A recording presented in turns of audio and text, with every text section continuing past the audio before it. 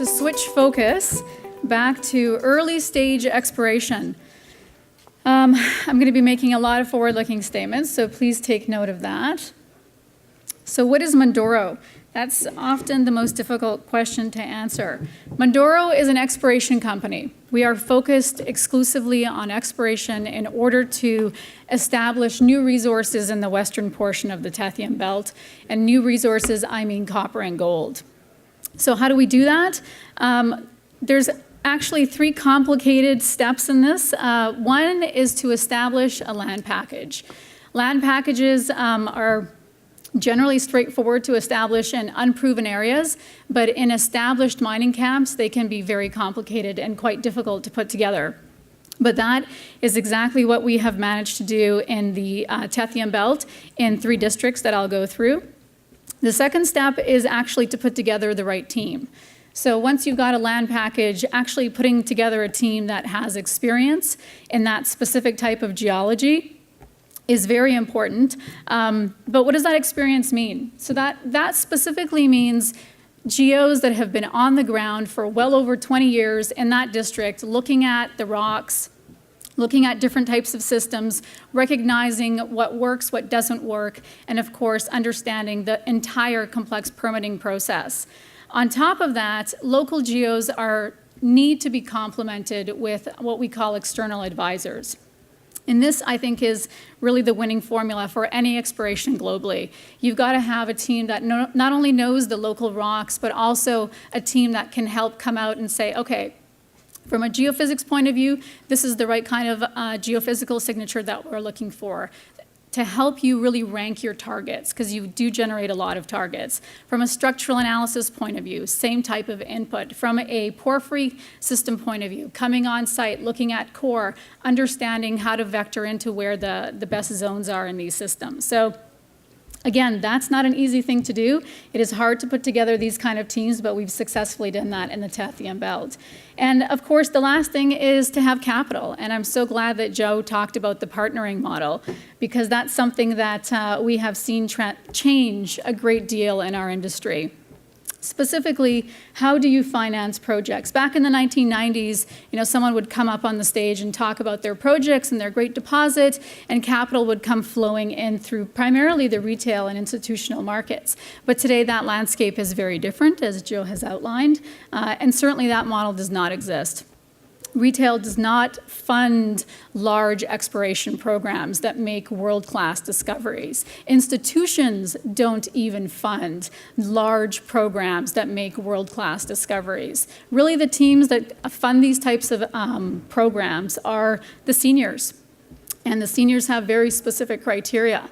And understanding their criteria and understanding what is going to make a successful deposit is part of the financing process. So that's something that we've also done successfully. We've had 3 partners.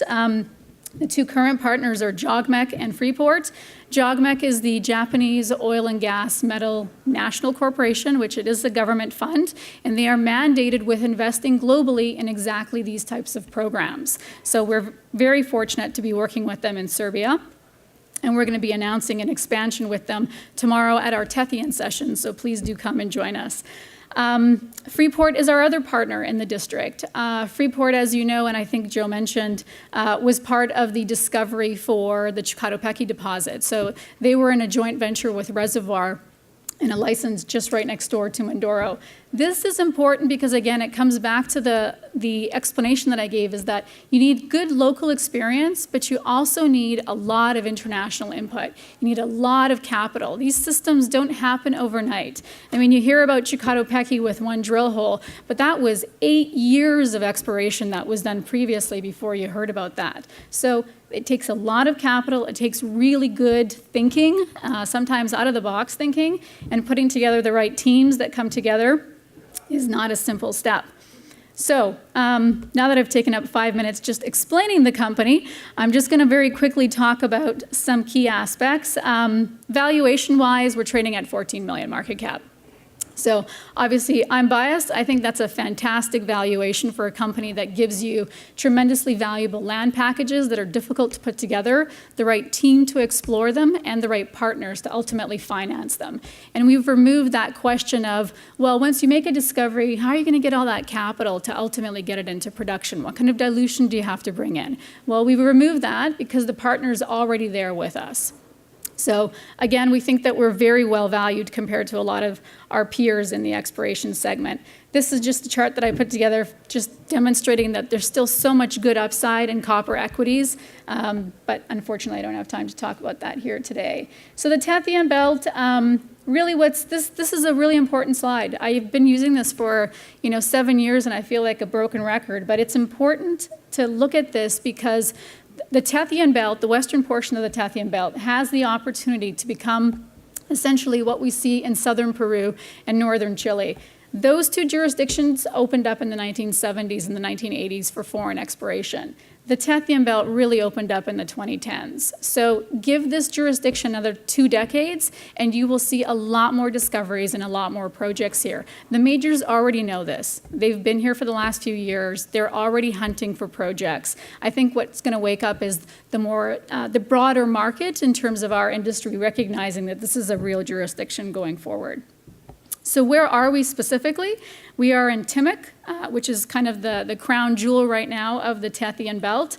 But we're also in the Rhodops and in Panagurishta. And you'll hear us talk a lot more about these jurisdictions going forward. But this is the Upper Cretaceous portion of the belt. This is the richest part of the Western Tethyan. It is extremely difficult to put together land packages here. But we've been doing that successfully for 7 years. And that's really why we're the partner of choice when a lot of the seniors do come to this district. So our projects in Serbia, why is everybody there? Well, 3 key assets which have just been tendered by the Serbian government. These are billion-ton porphyries.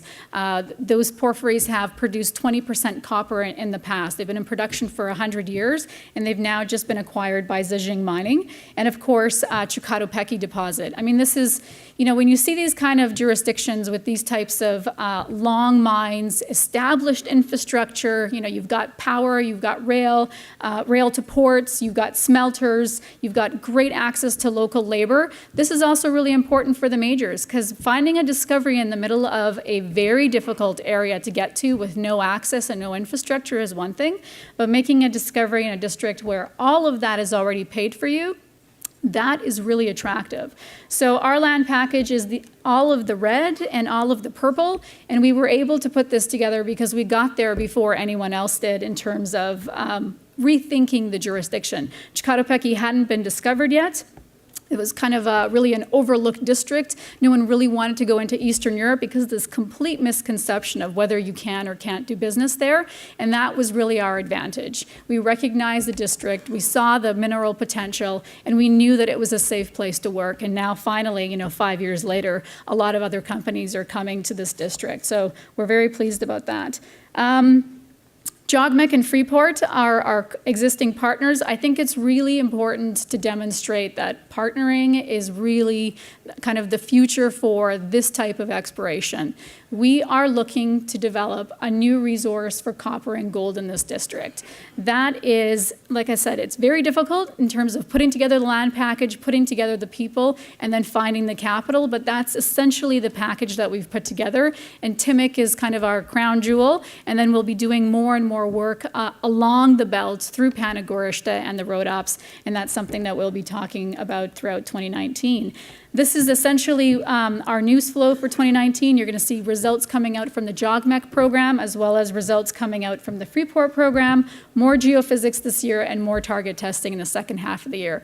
And at 14 million market cap, 3 million cash, again, I'm biased. I think that's a tremendously good opportunity to get in because the companies that do make discoveries are trading at well over 100 million market cap. And with that, I will leave it.